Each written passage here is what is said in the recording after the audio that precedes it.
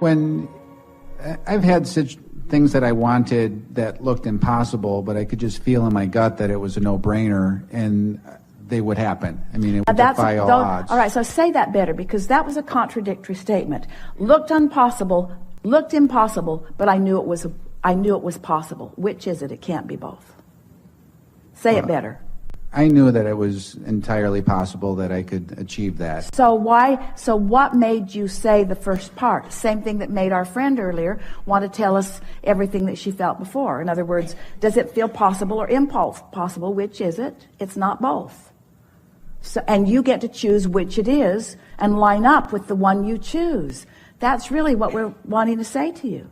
So say all of that again and be prepared for us to climb your tree again. Okay.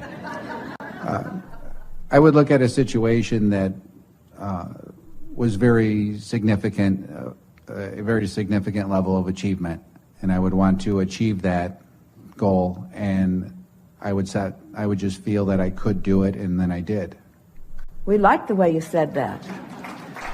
So from now on, those are the things that you want. That's what you want to practice.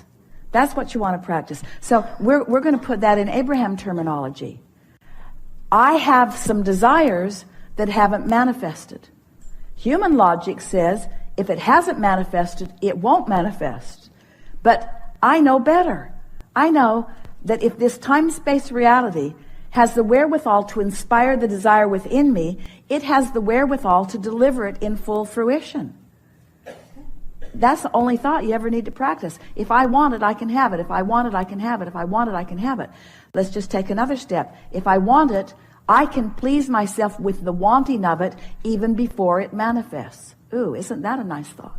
If I want it, I can take pleasure from the having of it even before I have it. Stay with us. This matters.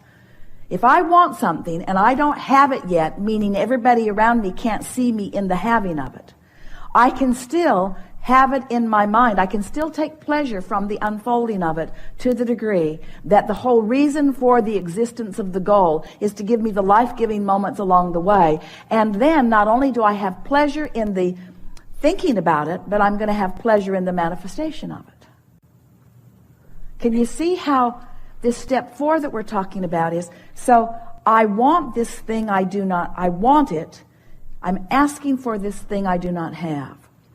But I'm so not bound up in the not having of it.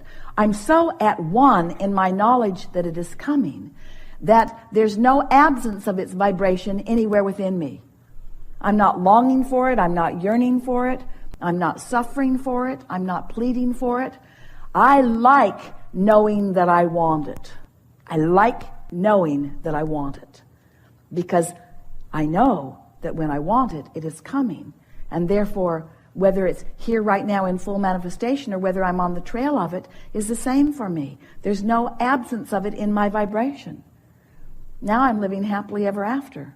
And lots of good stuff's manifesting in my experience.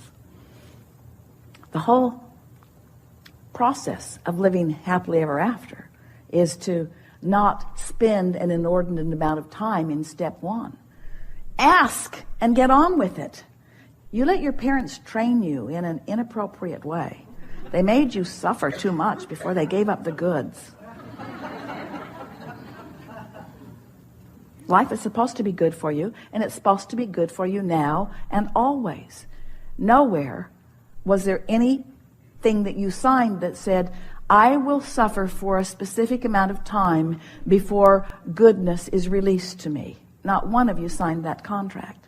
And yet you seem to have adopted it a little bit somewhere along your way. Did you get that? Really good.